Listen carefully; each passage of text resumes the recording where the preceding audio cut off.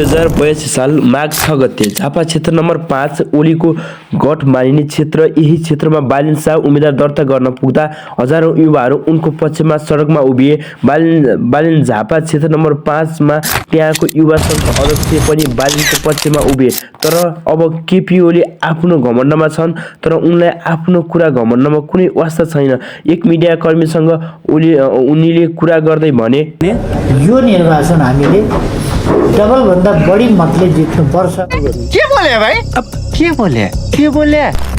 तर बालिनले भनेको जस्तै हिस्ट्री भनिने चिज फेरिने चिज हो भाइ। अहिलेसम्म बालिन आएको थिएन। केपी ओली अहिलेसम्म 4 पटकसम्म प्रधानमन्त्री बनिसके, तर अहिलेसम्म पनि सत्ताको भोग मेटेको छैन। तर उनको यो भोग आगामी फागुन 21 को चुनावले मेटाउन सक्छ। आजको भिडियोमा हामी केपी ओलीको पतनको बारेमा कुरा गर्नेवाला छौँ। That mean downfall. अहिले सबैको मनमा यही प्रश्न छ कि बालिन झापा क्षेत्र नम्बर 5 मा केपी ओलीलाई हराउन सक्लान् त? यसको उत्तर पनि ग्राउन्ड रियालिटीको तथ्यालयबाट हेर्दै तपाईँ यो भिडियोबाट थाहा पाउनुहुन्छ। Let start election 2082। 5 केपी ओलीको गठ नै हो। यो कुरा केही हदसम्म पनि सही हो। बालिनलाई मात्र सामाजिक सञ्जालको समर्थन हेरेर यो कुरा बिर्सनु हुँदैन।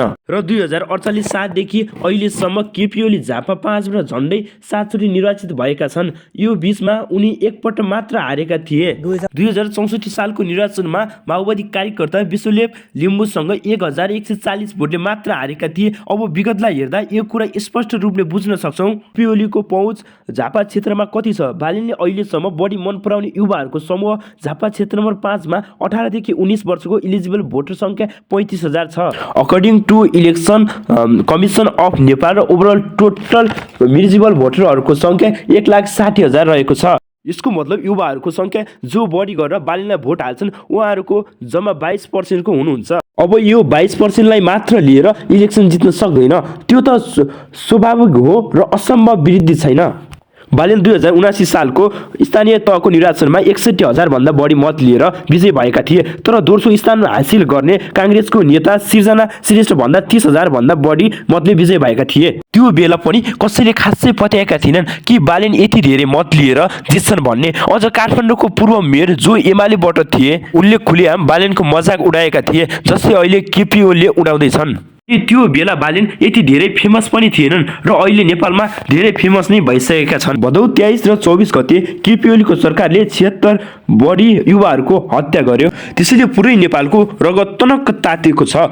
जेनजी आन्दोलनको पूर्व केपी ओलीको इज्जत राम्रो थियो र उहाँ चाइना गई भारत भूमि हाम्रो हो भन्दै भनेर गएपछि युवाहरू भन्दै सहित सम्पूर्ण नेपालीको इज्जत बढेर आएको थियो। र त्यसपछि भदौ 23 र 24 गते भएको दमनलाई नेपाली जनताले बिर्सन सक्दैन। अब त्यसको जवाब त फागुन 21 गते निर्वाचनले नै दिन्छ। अब केपी ओली यति युवाहरूको हत्यापछि जिम्मा लिनुको सट्टा ठुलो कुरा गर्दै हिँड्छन् र आफ्नो कार्यकर्तालाई जेनजी समूहलाई आतङ्ककारी भन्न लगाउँछन्। अब यसलाई कन्फिडेन्ट भन्ने कि ओभर कन्फिडेन्ट भन्ने तपाईँ आफै डिसाइड गरेर कमेन्टमा भन्नुहोस्।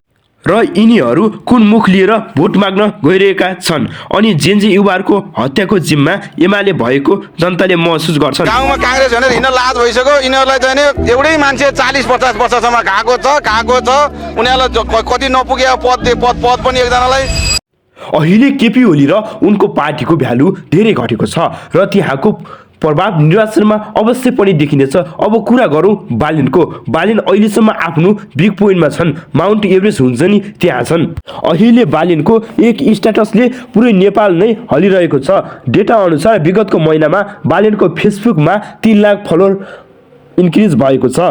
यसले यो हेराउँछ कि बालिनको क्रेज कस्तो छ। भदौ 23 र 24 आन्दोलनपछि झन् युवाहरू बालिनलाई मन पराउन थाले। बालिनले केपी ओलीलाई झन् डाइरेक्ट हत्यारा भनिदिए, जसका कारण युवाहरू झनै आकर्षित भए। रिसेन्टली बालिन मेयर पदबाट राजीनामा दिएर माघ 5 गते सभाका लागि जनकपुर गएका थिए। र भन्नु पर्दैन बालिनको पपुलारिटी कति छ भनेर। त झापा 5 मा बालिनको उम्मेदवारी दर्ता गर्न पुग्दा क्रेज त्यति नै थियो। आइनो केपी ओलीलाई र एमालेहरूलाई निन्द्रा लागिरहेको थिएन। तर के गर्नु, तपाईहरूको कुकर्मले गर्दाले नै यसो भएको थियो। बालिनको यति धेरै क्रेज र पपुलारिटी उहाँहरूलाई प्रधानमन्त्री बनाउन काफी नै छ। र यसको कारण रासोपा पनि उदाएको छ र अहिले सामाजिक सञ्जालको रिपोर्ट र ट्रेन्ड हेर्दा सबैभन्दा विश्वासिलो र लोकप्रियता पार्टी रासोपा बनेको पाइन्छ र रासोपा अर्थात् घन्टी छाप उम्मेदवारी दिएका छन् र जनताहरू उनीको पछाडि लागिरहेका छन् र यसको कारण हो बालेन। अब झापा क्षेत्र नम्बर 5 मा पहिले भने जस्तै इलिजिबल युथ भोटर कम छन् र यी युवाहरूको भोटले मात्र बालेन जित्न कदापि पनि सक्दैनन्। बट म भन्छु झापाको अवस्था अहिले फिरिएको छ। यहाँहरूको भोटरहरू अधिकार शिक्षित छन् र बालेनलाई किन भोट हाल्ने र उहाँहरू प्रष्ट जान्दछन् र मैले यहाँ 30 वर्षदेखि 40 एज ग्रुपको कुरा गर्दैछु र अब कुरा झन् इन्ट्रेस्टिङ छ कि यहाँ बा र हजुरआमाहरू यी एजका अधिकांशले फोन प्रयोग गर्दैनन् र फेसबुक भनेको के हो र बालेन भन्ने पात्र को हो भनेर जान्दैनन्। उहाँहरू वर्षौंदेखि पोलिटिकल फिगरलाई हेर्दै आउनु भएको छ। उहाँहरू केही उनीहरूका लागि नेता हो। तर जेनजी आन्दोलनपछि उहाँहरू घटनाको यो सब कुरा सुनेपछि केपी ओली सरकारले क्षेत्र जनाको बालबालिकाको हत्या भयो यो कुरा सुन्दा उहाँहरू प्रभावित भएर पनि छन् र उहाँहरू पक्कै बालेनको भनेर नचिन्ने होला तर भोट चाहिँ एमालेलाई हाल्नु हुँदैन भनेर जानेका छन्। राजनीति प्रतिशोध हामीले देखेका छ। हामी भिडियो हेर्ने मान्छे हौँ, व्यक्ति देखेका छैन, तर प्रतिशोधको राजनीतिमा घन्टी बज्छ। यहाँ सबैभन्दा ठुलो भूमिका हामी जस्तो युवाहरूलाई समेट्नु पर्नेछ। आफ्नो आमा बुवादेखि लिएर हजुरआमा र हजुरबुवालाई सही व्यक्तिलाई भोट हाल्नुहोस् भनेर कन्भिन्स गर्नुपर्छ। अहिले झापा 5 को चुनावी माहौल तातिएको छ। बालेन उम्मेदवारी दर्ता गर्न जाँदा उनको लाइन भिडमा युवाहरू मात्रै थिएनन्, त्यहाँका न्यायका अपेक्षा गरेका आमा बुवाहरू पनि गएका थिए। जस्तै बालेनले काठमाडौँ मेयर जिते नेपाली युवाहरूलाई आशा छ कि उहाँ झापालाई पनि जित्नेछन्। अब बालेनको काम चाहिँ घर घरमा जाउन्, जहाँ झापा क्षेत्र नम्बर 5 को युवा सङ्घको अध्यक्षलाई पनि कन्भिन्स गरेर पुरै झापावासीलाई कन्भिन्स गर्नुपर्छ र हरेक परिवारलाई विश्वास दिलाउनु पर्छ कि फेरि दिन आउनेवाला छ भनेर। हस् त, thank you for watching this video.